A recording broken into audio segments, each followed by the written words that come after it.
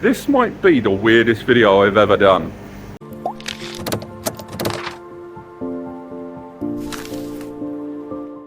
Hello and welcome back, and yes, that rather OTT introduction there aside, I'll say right now this has been one of the oddest videos I've done for a while. Why is that? Well, today I want to talk about what might be the ultimate travel router. I've talked about sim routers a lot here on the channel over the last few years. I've made no bones about this.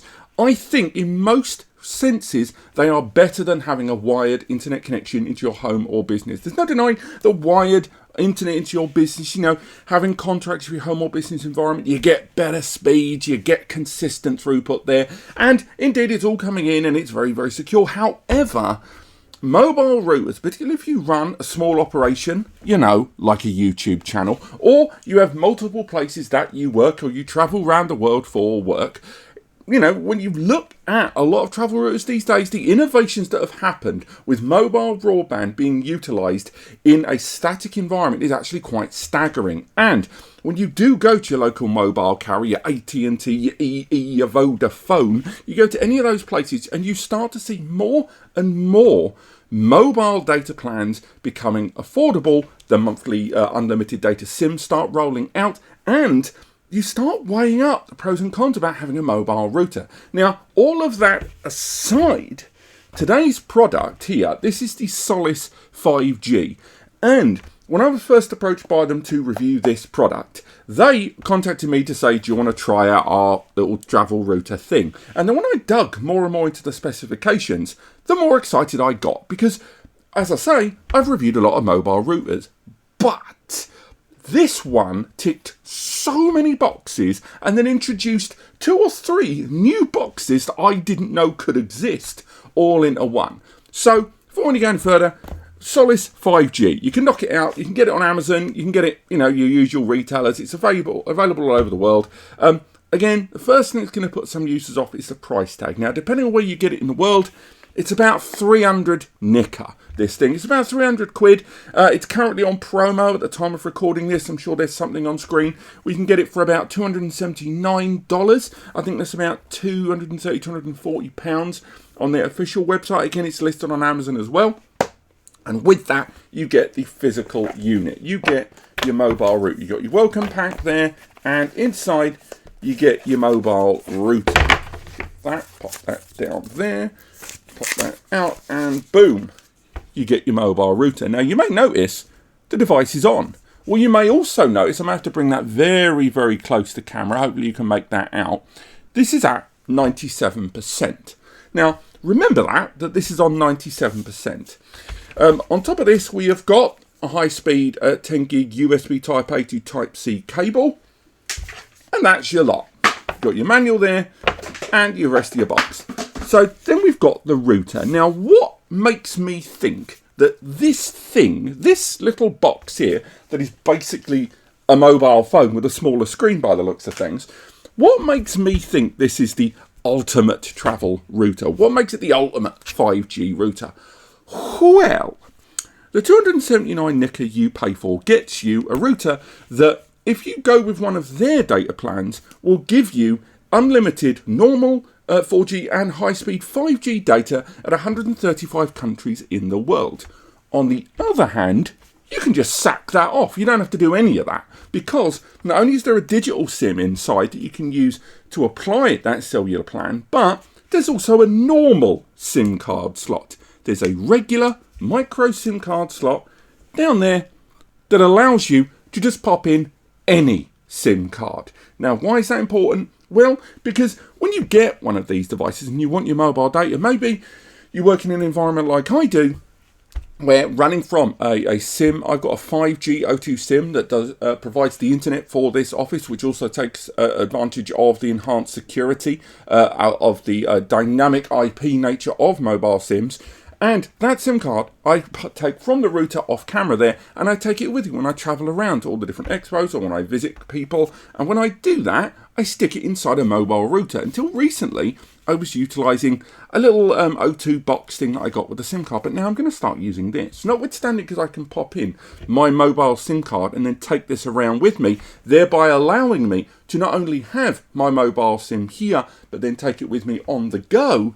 But on top of that, because this thing supports up to 16 devices at any given time, and it supports 5G connectivity, and you can use both the SIM card that you insert and the digital SIM, it gives me mobile data failover. The way this thing stands out, rather than the SIM card that you get at the airport when you travel and you get your little mobile SIM and you rent it for a few days, this not only covers those 135 countries, but more importantly, as you travel around in a country, it will move between carriers. So it doesn't just support Germany, it supports all of the vendors that are available in Germany. In America, although it doesn't support all of them, it supports most of them. And the result is, no matter where you are in that country, or if you're traveling internationally, this thing will connect you to the stronger and more prevalent data plan. You will not be locked in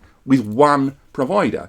So, case in point, I took this to see Eddie up in the north of England. I went to the north, and during that journey, it went from EE to O2 to Vodafone, back to O2, back to Vodafone, and then back to EE. And I know EE and O2 are largely the same thing over here, but the point is, I didn't have to manually make that switch. It just kept connecting me on the train and on my travels to those different data plans. Now, yes, that is a monthly subscription, but the key thing is, it's optional. You don't have to do that. More importantly, when you get it, this thing arrives, if you buy just the device on its own, they throw in 1 gig lifetime data plan. And I know what you're thinking, well, it's a gig, who cares? But imagine having an emergency 1 gig every month on this device when you travel. Imagine you're going to work, you're using your little SIM card, you're using their SIM, whatever, maybe you're doing neither. But you've now got a device in your bag, in your rucksack, in your suitcase, that in an emergency, you've got data. You've got 1 gig of data to use for emails, to move for emergencies, to get assistance, roadside assistance, and with that coverage of 135 countries and mobile data plans to hop between, that's one of the reasons it is my ultimate mobile router there. Now, the physical device itself, it arrives, as mentioned, 5G, dual band. It's got the LCD panel there on the front that's touchscreen, and it supports up to 16 devices. It's IP54 proofed, so that means drop proof. It means light dust, light moisture. On top of that, the battery inside lasts for constant use over 24 hours, and the USB Type-C port not only is used for charging it, but you can connect other devices to charge from it. It is a power bank. Now, do you remember earlier when I mentioned about this being 97% battery? That's because I used this for part of this video back on the 7th of November. And after I was done with it, I charged it and chucked it in my bag. I've not used it now, and today is the 21st of December. I've not used it for that entire period. This thing has held that charge all that time, which is just another reason why, if you needed to get something for an emergency data connection wherever you are in the world, or if you are someone that travels through multiple countries and you want to make sure you've got a data connection at a moment's notice, this really does stand out. Now, I'm sad it lacks any external antennae, or at least the option of adding an external antennae. When Solis sent this device to me, they asked me to do just a brief review of it, talk about the hardware, talk about the services maybe, and ultimately just give my opinion whether I think it is a good idea. And I think from the start of this video thus far, you've probably assumed, rightly so, that I actually think this is a very good idea. I think it's a nice particular item, and if it does what it says, it is going to be a very useful item to take on the go. So, what did we do? Well, I decided the only way to really put this through its paces and understand what it can do is to try to cover as many countries as possible in as short a space of time as possible, as quickly as possible. Now, planes are completely out of the equation because you don't get coverage. So, what I decided to do is take a little trip to Amsterdam. I decided on the Eurostar very early in the morning to jump on the train from London and take the train via France, via Brussels, all the way around Europe to Amsterdam. And I would check this periodically throughout that journey. 1, comparing it against the train's onboard Wi-Fi. 2, to see how consistent the internet speed is and how it compared both in performance and latency versus that of the train Wi-Fi, and also check that data switching. So that is what I did. I decided to take this on a little trip. Let's go.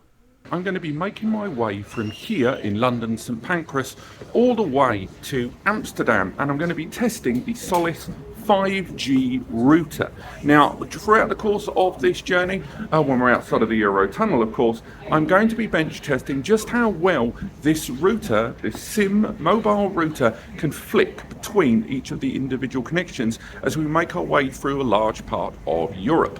I spoke a little bit too soon there, as you can see there on camera, because I realised afterwards how much really more useful it would be to get a base level test. So I set up the Solis 5G versus that of the station Wi-Fi there at St Pancras. I did some very brief testing comparing the performance in this static environment before the train. So I loaded up an HD video there on YouTube along with a bunch of other tabs just to combine them to see not only the performance but the afforded bandwidth. And one of the things that became very clear early doors was obviously a higher bandwidth was afforded to me thanks to the closer proximity that I had physically to the Solis 5G SIM router. The Eurostar there, being a station-wide Wi-Fi, didn't give me the same bandwidth. However, bandwidth doesn't necessarily translate to performance. And as I was underground, or at least by one level, you can see that the performance between the station Wi-Fi and that of the Solis 5G, the actual performance resulted in a higher internet speed at the static station ground level than that of using that Solis 5G. And I did think that was reasonable to include that, because although it does look like the station Wi-Fi is faster, we have to at least factor in my location side by side. And you can see the upload especially was higher on the station Wi-Fi thanks to my static environment. Some great station Wi-Fi side by side there. And just to make sure it wasn't a fluke, I moved away from the normal speed test option there to compare it against that YouTube, and indeed the buffering was higher on the station Wi-Fi compared with that of the Solis 5G. But again, we are still looking at a stationary speed test here. Now, when I moved on to the Fusion Connect, making sure on all speed tests, by the way, you can see on screen that I'm always making sure to connect with the exact same remote server. We can see there that in terms of the upload-download speed at the static environment, once again, station Wi-Fi versus the Solis, once again, the download speed was a fraction higher there. I ran about 9 megabits per second on the download, and on the upload, once again, that station Wi-Fi upload was phenomenal. A real treat, I will say. But enough of that. I think it's about time I got myself on that train and started making my way to Amsterdam.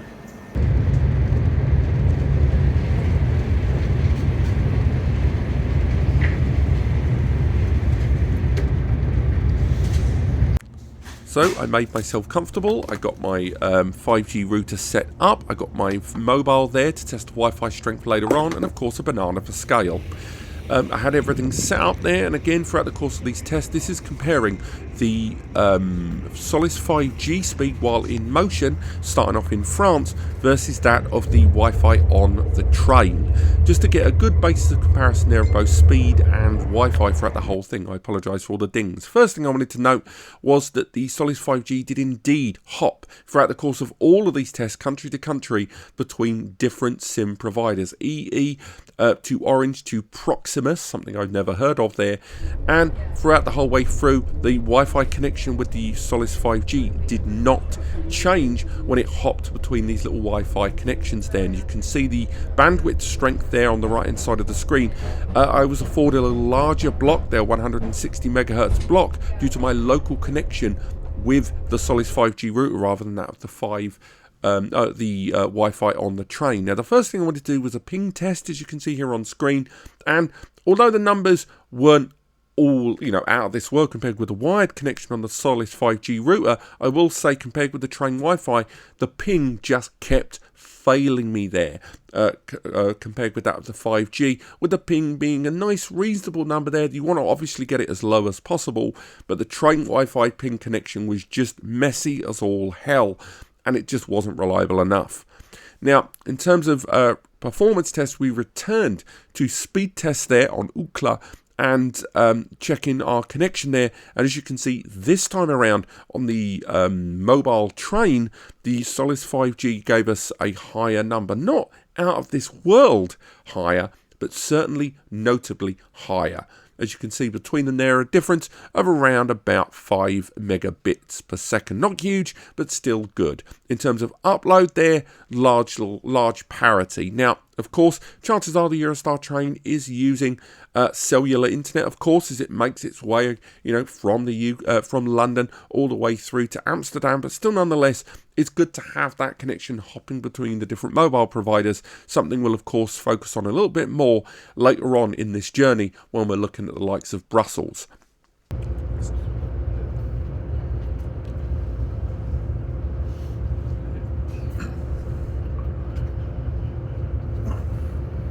Now, as we were reaching the relative halfway point of this whole journey, I was looking more at the station Wi-Fi connection, and one of the things I kept finding with the station Wi-Fi is it wasn't a consistent connection. What do I mean by a consistent connection? Well, as you can see here on screen, and you can see the times on screen as well at the bottom right of each of those images, I was trying to connect to just YouTube and stream a video in 1080p, and one of the problems I found was, as you may find yourself when you go to public Wi-Fi, some sites are blocked.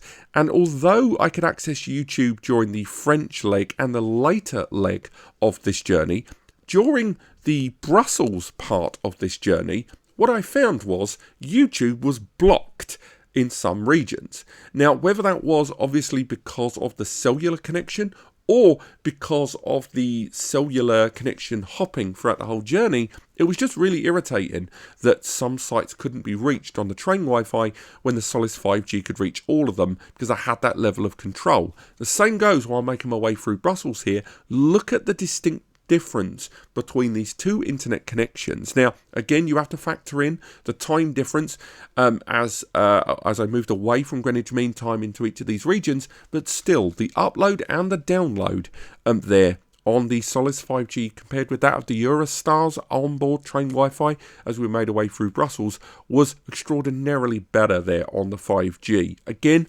whether that was because the particular cellular connection that the Eurostar was using at that time wasn't as solid, has to be, we have to bring that into consideration, but still better results there for the Solis 5G overall, and definitely in terms of upload as well.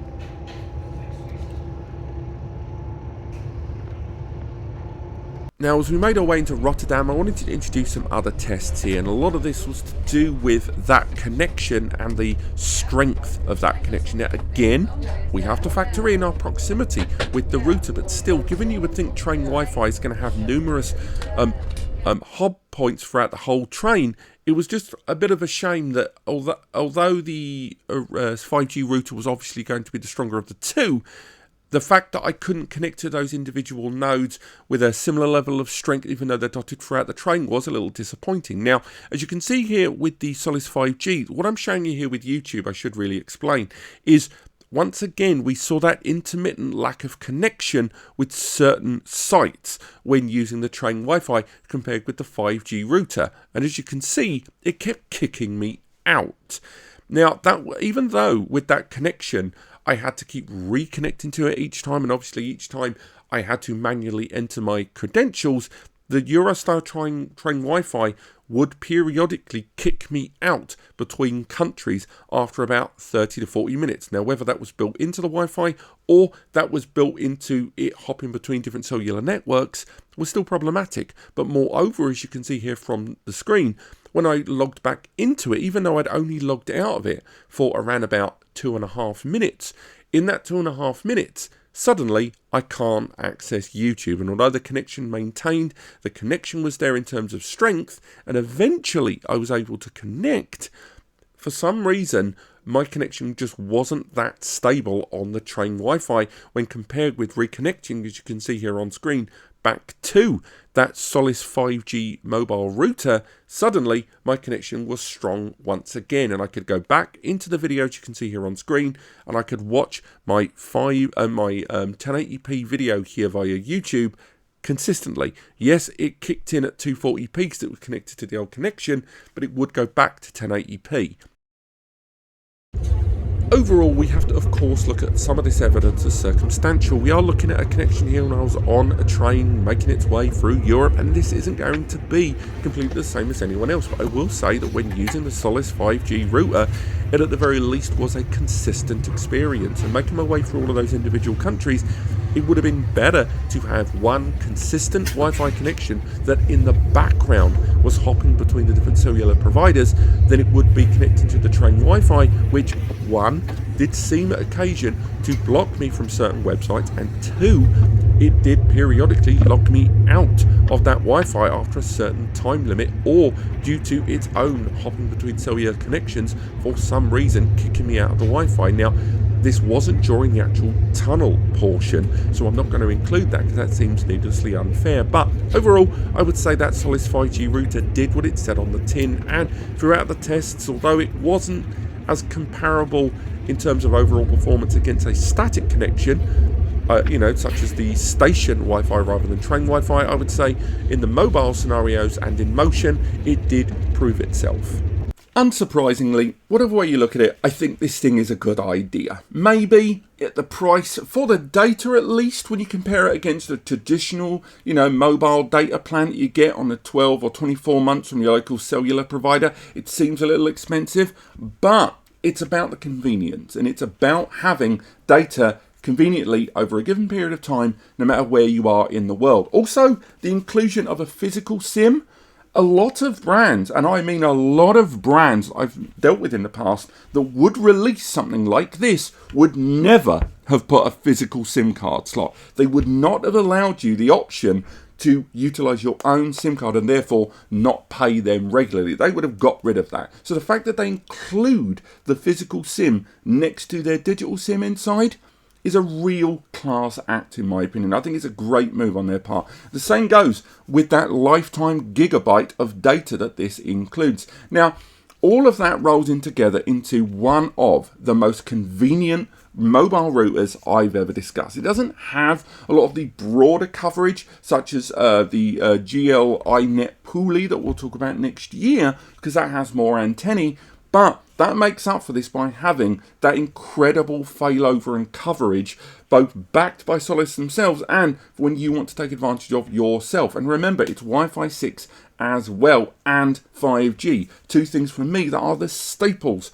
of any good mobile router there. But this is nothing but a class act for me. What would I improve? Well, one, the USB port there, I wish I could get that directly into a gigabit Ethernet adapter there. Yes, it supports tethering, and I wasn't overly pleased with the performance on that score, but I wish this had a physical LAN port attached on there. Anyone that's watching this video and saying, well, it's just a con to use their dumb voucher system, fine, everyone's welcome to their opinion, but remember, you're not locked into that. You can just get the mobile router and use your own SIM card. And if you are a solo operator, if you are someone that utilizes mobile travel quite a lot for your work, if you are a startup, if you work in rented office spaces or hot desking and you have a mobile SIM anyway, this is the best place to put that in. Thank you so much for watching. I hope you've enjoyed this. Again, there should be a written review coming soon on NAScompares link below. And there's also links to where you can get hold of this if you choose to from the likes of Amazon, etc., etc. But thank you so much for watching. I hope you've enjoyed this, and I'll see you next time.